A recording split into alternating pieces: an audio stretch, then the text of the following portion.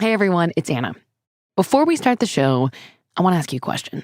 And please, don't be offended if it sounds a little direct, okay? Here goes. Are money issues affecting your relationship? Money can be awkward and sensitive to talk about. How much to save, how much to spend, who makes the decisions about what. But if you're not talking about money, it can cause even bigger problems. We have an episode coming up soon where I'll be talking to Ramit Sethi. He hosted the Netflix show How to Get Rich, he's written books on personal finance, and he's especially good at helping couples resolve their differences around money and start to actually enjoy talking about it. If this sounds like something you want to be a part of, please send us a short voice memo. Tell us about a moment you and someone you loved had tension around money. It could be your partner, it could be a family member.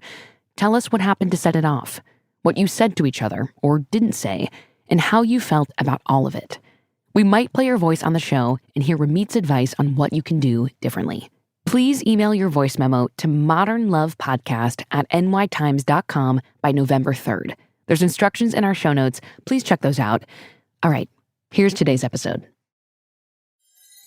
Love now and Did you fall in love last night? Love was stronger than anything you can For the love. And I love you more than anything. There's still love.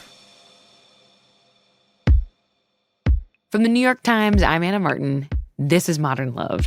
W.N.B.A. finals just ended, and a lot of my friends are really jealous of me because today I'm talking to one of the breakout stars of the 2025 season, Natasha Cloud. Natasha is one of New York Liberty's powerhouses. She's outspoken, she's got immense amounts of swag, and she's really freaking good at basketball. When I watch her play, I see someone who is strong and confident, self-assured, but she wasn't always that way. Today, I talked to Natasha Cloud about how a conversation with her mother changed everything she thought she knew about who she was, and all the work she's done in the years since to figure out who she really is. Natasha Cloud, welcome to Modern Love. Thank you for having me. Do you prefer Tash? Everyone calls you Tash. I don't know you so well yet. What do you like? You can call me Tash, Tasha. Natasha is really like for my mama, and when she calls me Natasha, I'm like, oh shit, what did I do?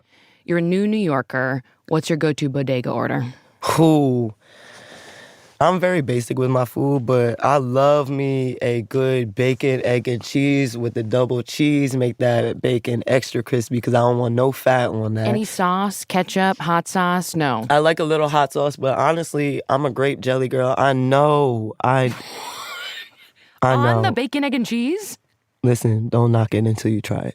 Wait, I really don't like that. No, I'm telling you, you can't knock it until you try it. Because the salty and the sweet? Yeah, I tell you, it balances so well. Don't overdo it with the jelly, just a little bit. And you're putting it in the sandwich. You're not dipping it in. I'm not dipping it. Putting a little bit on, smacking that sandwich down, I'm busting that bitch down. I have never heard of this. This could be That's crazy. An innovation. Let me put you on. Let me bring the Philly to New York. This is the Tosh sandwich. You This get is it the named Tash after sandwich. you. This is the Cloud. My God, that's the clown. That's the Cloud. You are the first athlete I've ever interviewed. Stop. On Modern I'm Love. honored. It is funny to me that we've never had an athlete on because we're a show about love and relationships. And it strikes me that relationships between teammates are incredibly close, can sometimes be complicated. Yeah. Let's situate you in your role on your team. You're a point guard. Yes. You know, when I think about sort of hard things that a team goes through collectively, I think of losses. Sorry to say this, but it is Yeah, true. we were sad girls. Yeah, you were sad girls. We you, were sad you were girls. out of the playoffs in Yeah. the first round. I wonder, like, how do you, as a leader on the team, how do you handle losses? I'm a sore loser. So I don't I even. feel like you don't get to your level without being a sore loser. Yeah, right? like, I truly hate losing. It could literally be an Uno game. Like, Izzy kicks my ass in Uno all the time. Is he your girlfriend? We'll talk about it. Yes, y'all, don't play her in Uno. She be acting like this cute little sweet, ooh, I don't know what I'm doing. And then, boom, Uno getting out. that- And I'm like, the fuck you mean you out? We just started. So, I'm super competitive. I will say that the accountability factor, even for myself, is like, when adversity hits and there's always like ebbs and flows of a season, is I have to remain more consistent. Even in my frustrations of like, I don't feel like we're playing well, we're not gelling, we're not what is going, like, I'll be frustrated. And then in those moments, the accountability for me for next year is to be more consistent. Tell me what that looks like for you, and we throw around this term embodied, but let's say you're feeling really fired up, you're like pissed about a loss, whatever. What do you do to calm yourself down specifically? Is it like you close your eyes, you take a breath? Like, what's your method? I'm a big, like, I'm going to go throw some shit first. And probably. So I'm going to remove myself. I put it at the wall, yeah. So I'm going to remove myself from the actual team setting. I'm probably going to go into, like, our weight room, and I'm going to throw, like, a medicine ball or something to get my initial, like, out of me. I need to do that. Wait, can we both do that? Okay, Yes. 3, 2, 1. Ah! Shit. I needed that, actually. Thank you. Yeah, thank sometimes you. it's just like You good. just got to do it. You just got to get it No out. medicine ball in the studio right now, so No we have to medicine do that. ball. All right, keep and going. the walls look really nice in here, so they're we pretty ain't nice. trying to pay. They're pretty new. Okay, Yep. so you throw the medicine ball, then what do you do? So like inhale for 6, hold for 1, exhale for 7 to regulate my body and my nervous system, like meditation. And then I'll go back in. And if I feel like I have to get into us a little bit, I will. But it will be in a very calm demeanor. But there's a lot of times of like, it's not just solely on me. I have a whole team behind me. So there will be moments where I'll do that and I'll come back in the locker room and I'll just sit and I'll wait for Sab to say something. I'll wait for Stewie or JJ. Because it's collaborative. As the point guard, I talk enough. The ball is always in my hands. I'm always directing and pointing. And so sometimes it is good for me just to sit back and shut the fuck up, too. It sounds like these are skills you had to learn. You were maybe not this way. No. When you were younger. No. Is there a story you can share of young Tash, in sports or not, sort of experiencing an adversity or a hardship and how you reacted with that fire? Sort of the younger version of you, I mean. Man, I feel like I'm about to go deep with this question, but I think the very beginning for me and my story is that my mom is my real mom. My dad would technically be my stepdad, but that's not who he is to me. That is my real father. Isabelle Cloud is the man that took me in and raised me and gave me everything that I needed to be successful in life. And the same with my mom, you know. If you're cool with it, I want to sort of break down what you're talking about. You were raised by who and where? Emma and Sharon Cloud in Broomall, Pennsylvania, right outside of Philadelphia. All-white family. I'm the only one of mixed race in my family. Even just going back this weekend for a funeral, seeing my whole family, it's just like, man, I literally am the black sheep. But I will say in my family's defense, like, I truly never felt different in my family.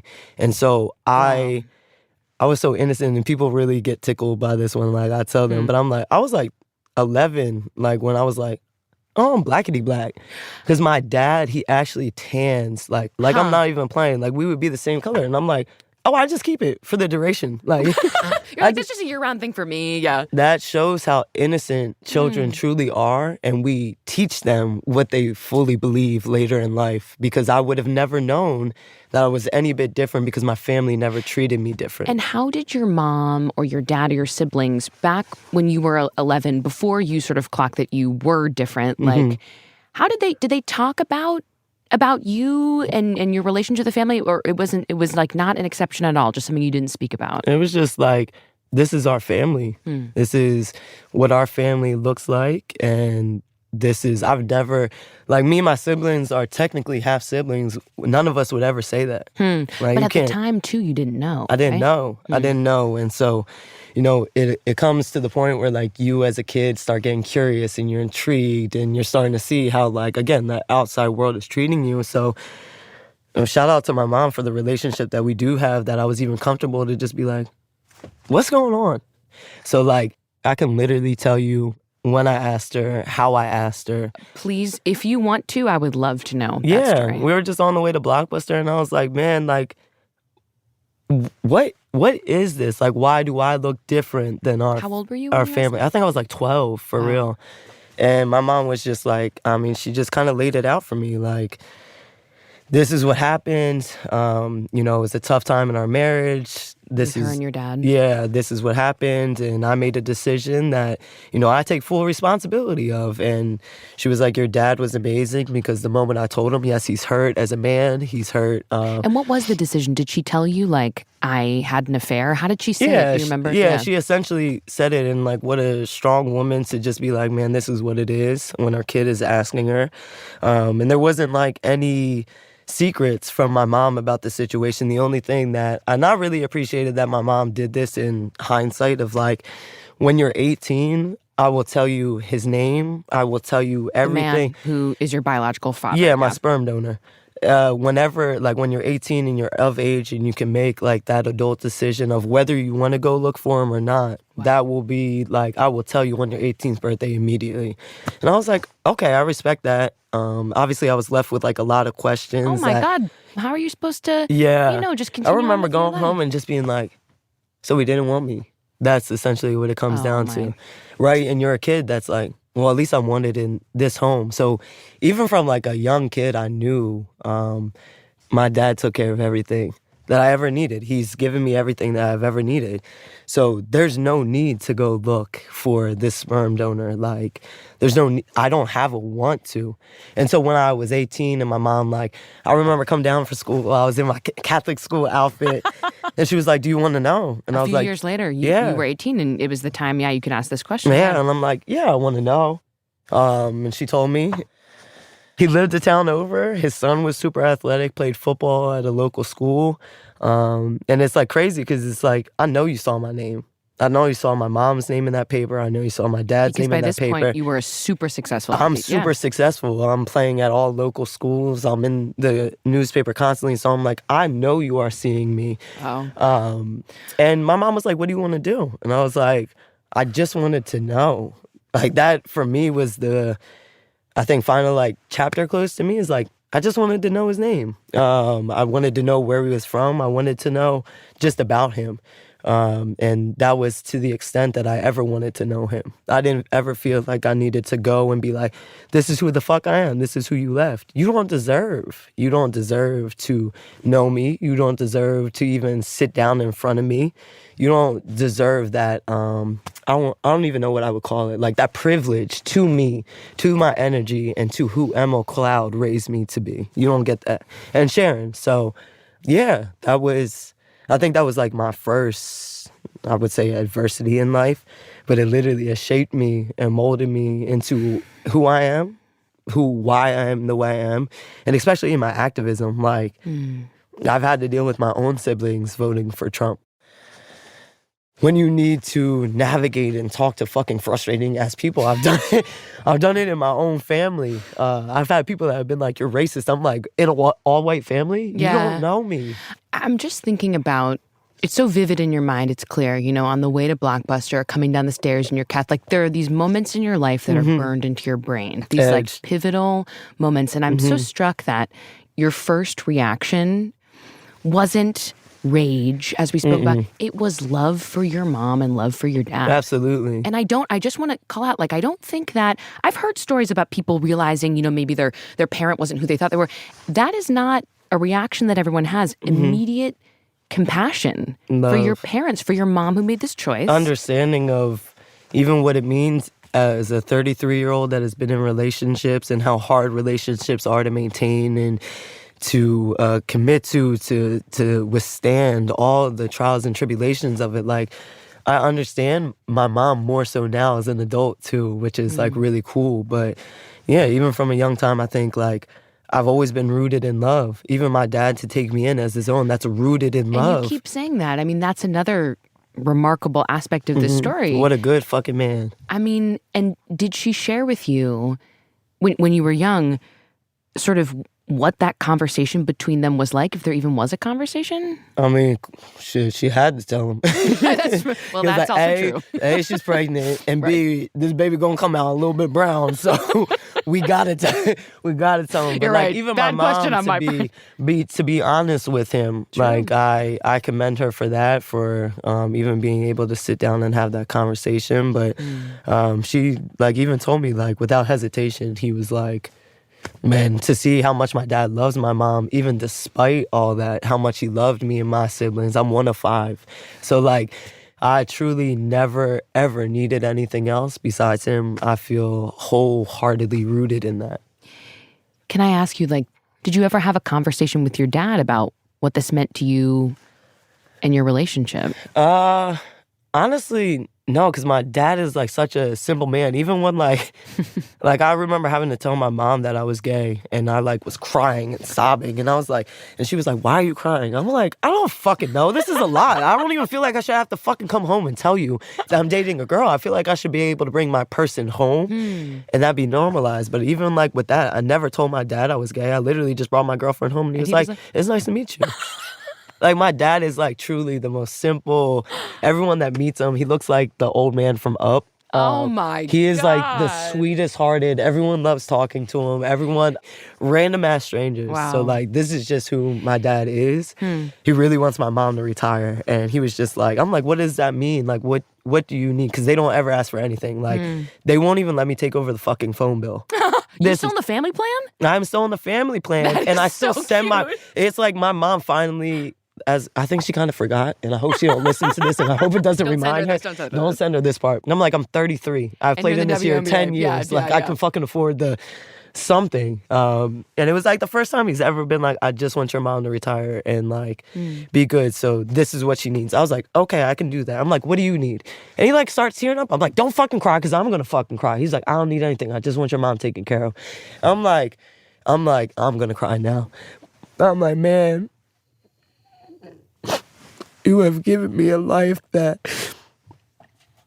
I couldn't even dream of. You took me in as your own when you didn't have to. And I think navigating a world full of men that aren't of quality, it shows how rare he is. Yeah. And so, like, I do want to take care of him, too. I do want to take care of my parents so much. And I think every kid should. I want them to have experiences that we never had as kids because we couldn't afford to, and that I can give them now. And even for my parents to still be so proud and not want to take from their kids, I think it's really rare. And especially in our profession too, you have families that bleed people out of their contracts. You have families that just take advantage of players and use them as like a cash cow. My family has never taken anything from me. I truly have the best parents in the world.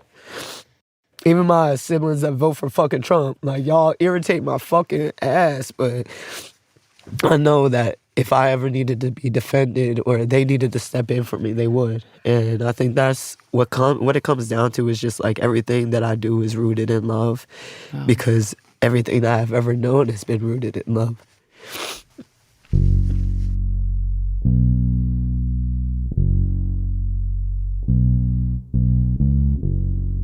We'll be right back.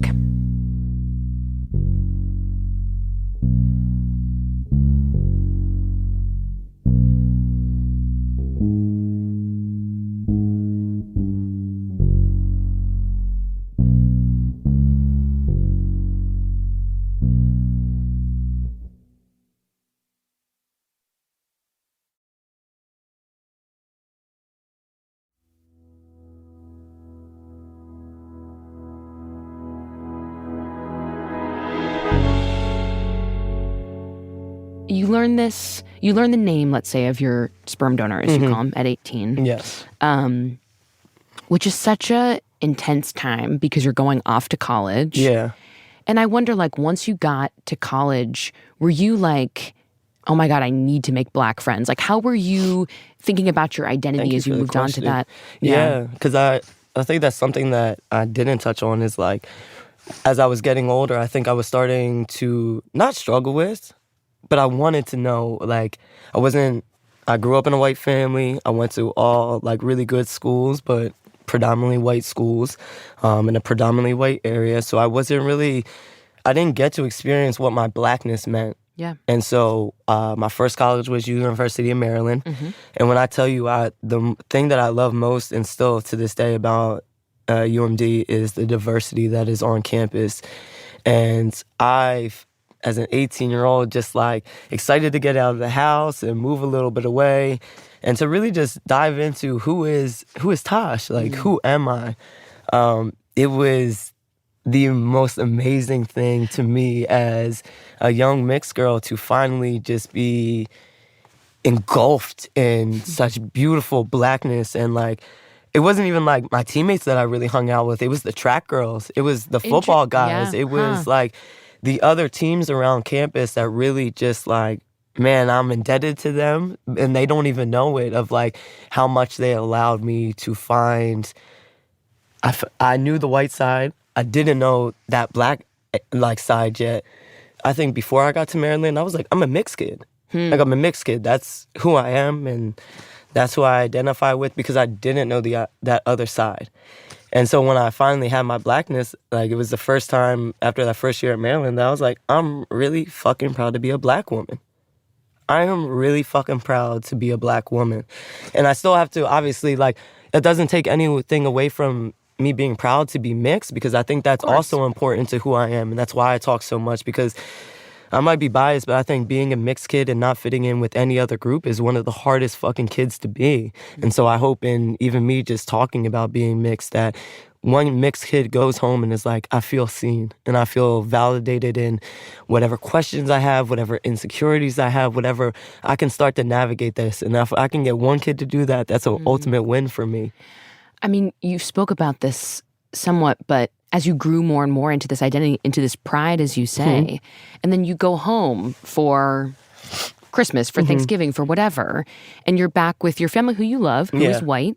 Yeah. What was that like? Like, how did you coming into your identity interact with your family relationships? Yeah, I think it took them just a second to like, oh, this is Tash. Like, this is new Tash that went off to college, that's an adult, that's figuring out and navigating her life and who she is. And I think a lot of the times, too, like, I'm okay with being the crash out in the family, because my crash outs are all validated and backed by facts and truth. And so, like, yeah, I think I came back, like, a little bit radical, too. My parents are, like, and this is what I love about my parents, too, and why I love them down bad. Like, even things that they might not necessarily understand as two white parents, they meet me always.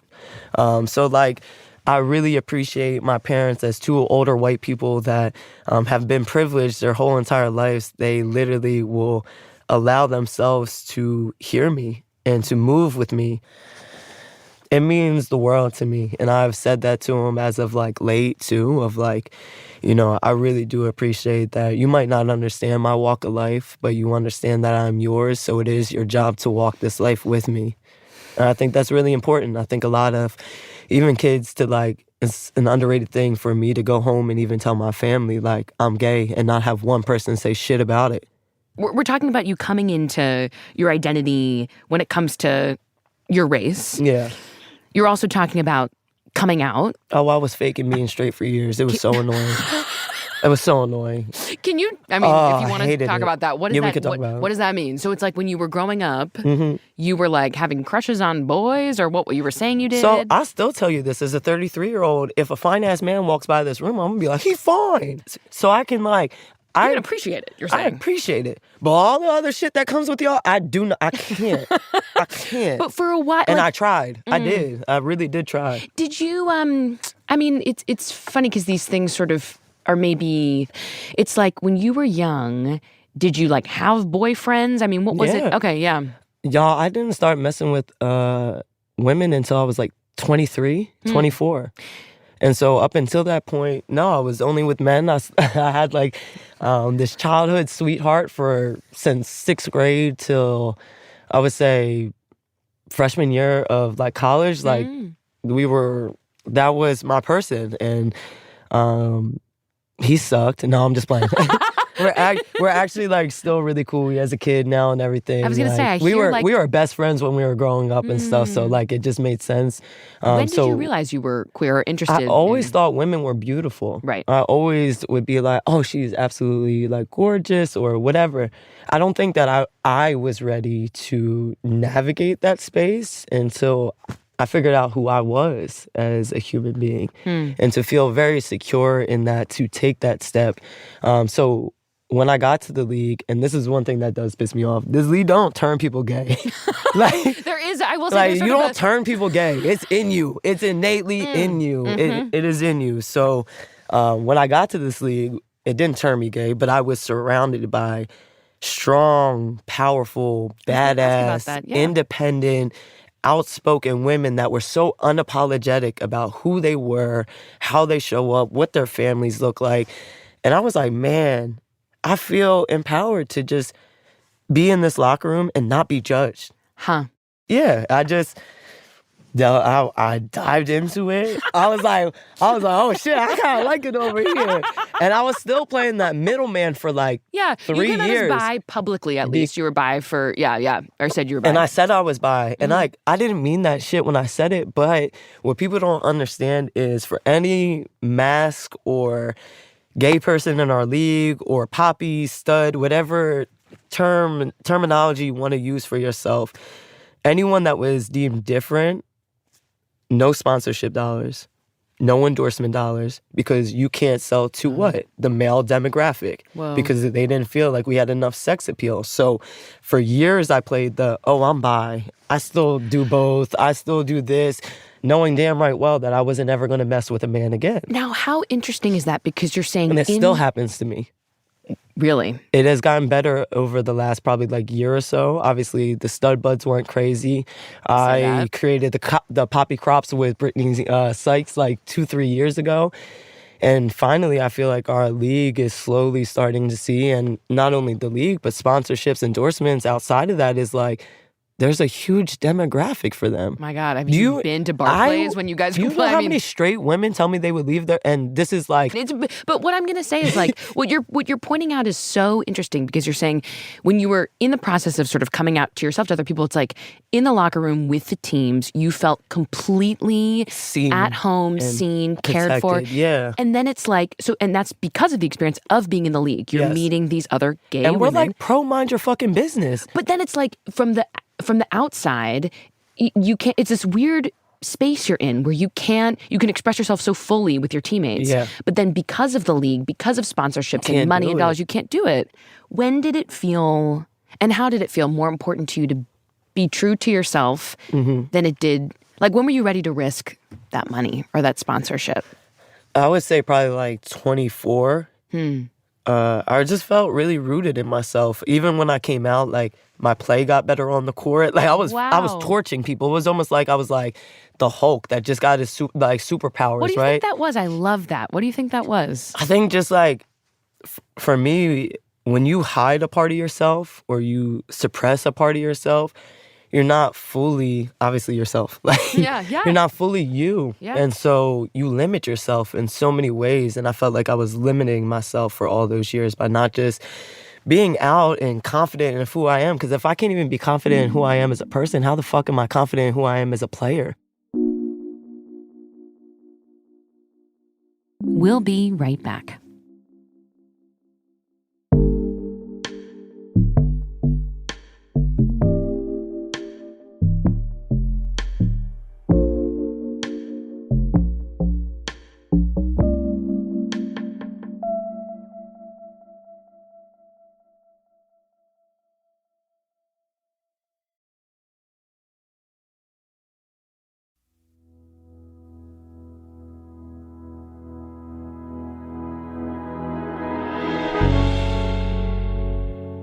At this time where you're, publicly identifying as queer. As gay as fuck. As gay as fuck. Okay, let's just say that.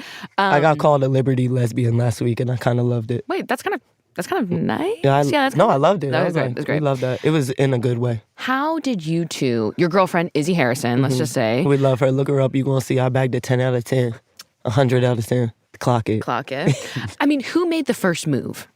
Isabelle, and I love telling this to everyone. This is my moment. This is my moment. This is my moment. She's gonna kill me when I get home, and I love you, Isabelle. But this is my moment to really just like flex. Yeah, I thought you DM'd her. So I did. Right. She denied me hard. That was like. And you were like, "What's up?" Yeah. She said no to me, and what did I say? We respect a woman's no. So after that, I'm straight friendship. I might have a little flirtation in the mix, but it's never going to be where I make you uncomfortable. It's never going to be, I really took that no as like, we can just be friends, but I think you my fine ass friend. Like, that's for sure. And I would love to kiss you. I would love to kiss you and do all the things with you, but I don't know if you want to do that shit with me. Wait, it's like, so she was giving you these hints. Finally, like, you took it, but there was also a thing we actually went to like, a massage, and she was just like, hey, like, do you want to hang out? And I was like, yeah, like, I absolutely do after this. And from there, it was raps. I was like, oh, this is what you want to hang. Like a couples massage? Yeah. No, it was like we were just working out so hard in the off season that, that's our form of self-care. So we had gone, we had each had our own separate, and then we came out in the car and it was like, so what you doing? Oh, yeah, it was just God. like we both mustered up the courage, I guess, at that point. I just truly fell in love with the person. I could have told you like 3 weeks in, I was like... You knew. Yeah. How? And I always ask people this because they really, I believe it. People just know. How do you know? Was there a moment? Was there another moment like you look at each other in the car? Our first conversation, it was like us getting to know each other. The first time we've sat down one-on-one, and it led into like an hour conversation of just like our families, our foundation, our morals, our values. I was like, I really align with you as a human being. And I'll be honest about myself. I think in that moment I was like in my hoe phase, and everyone has their hoe phase, and I'm an advocate for the hoe phase because, and don't like hurt people throughout your hoe phase, but like you got to get all of that stuff out your system. I totally agree. You got to get it out. Whatever makes you happy in those moments, you just got to be, sometimes you got to be selfish in life to get what you want. Yeah. And so, yeah, I was definitely in one of those, but as soon as I met Izzy, it was like everything stopped. I feel fully fulfilled. It's the first time I've ever been fully reciprocated to in my relationship of like having an equal partner that doesn't need you but wants you. Izzy has her own shit. How important she is has that? her own money. She has her own, like, she's a Jordan athlete. She's had 9 years in this league. She has her own, and what I love about her most too is like, even when she was with men before me, didn't pay for anything.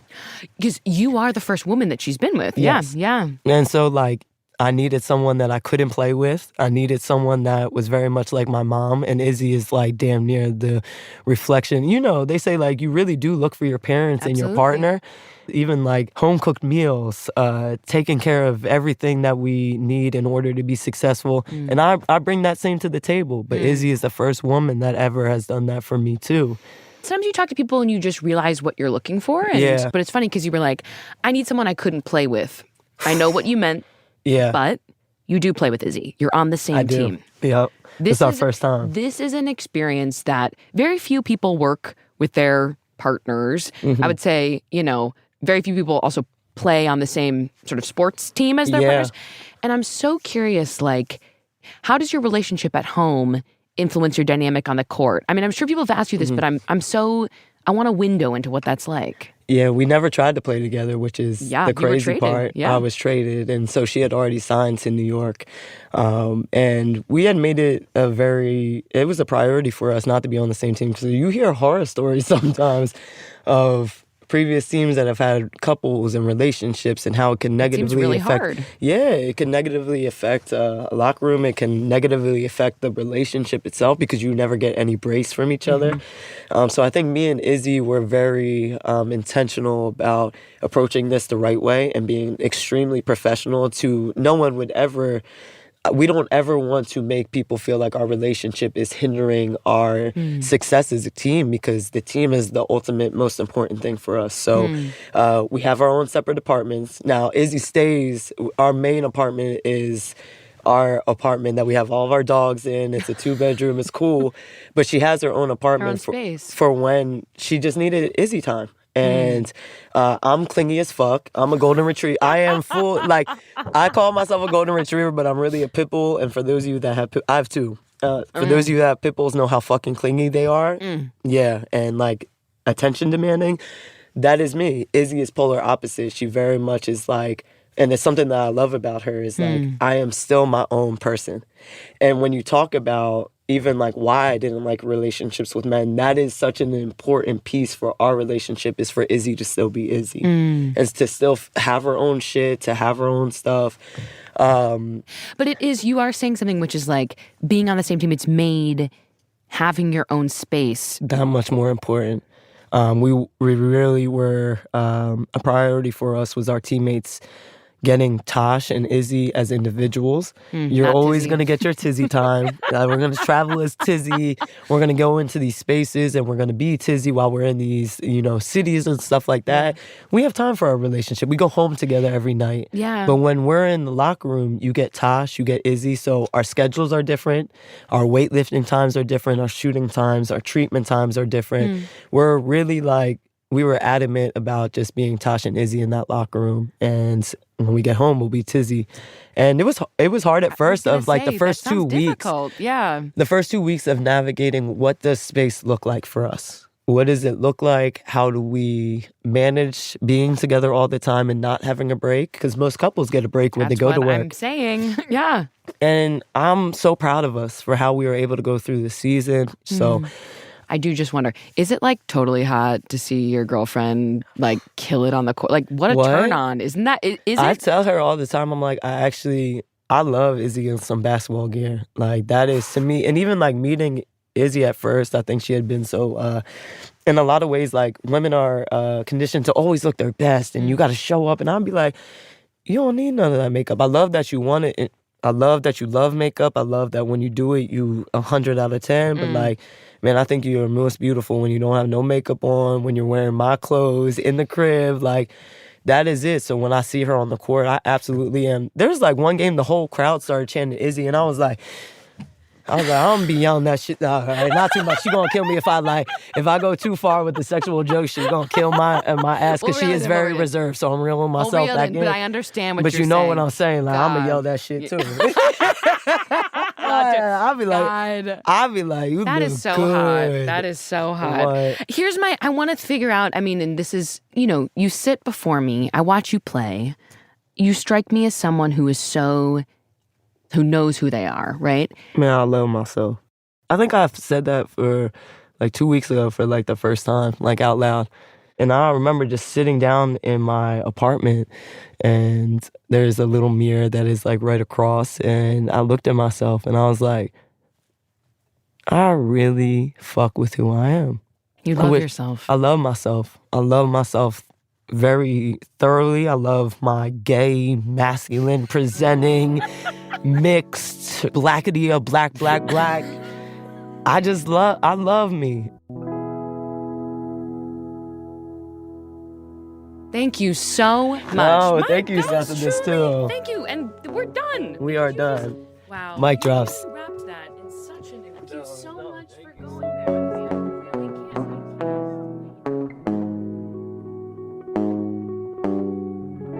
can't. The Modern Love team is Amy Pearl, Christina Josa, Davis Land, Elisa Gutierrez, Emily Lang, Jen Poyant, Lynn Levy, Reva Goldberg, and Sarah Curtis. This episode was produced by Amy Pearl, and it was edited by Lynn Levy. Special thanks to Christina Josa, Janelle Anderson, and Sabrina Merchant. Original music in this episode by Alicia Baitup and Dan Powell. Dan also composed our theme music. This episode was mixed by Daniel Ramirez, with studio support from Maddie Masiello and Nick Pittman. The Modern Love column is edited by Daniel Jones. Mia Lee is the editor of Modern Love Projects. If you'd like to submit an essay or a tiny love story to the New York Times, we've always got those instructions in our show notes. I'm Anna Martin. Thanks for listening.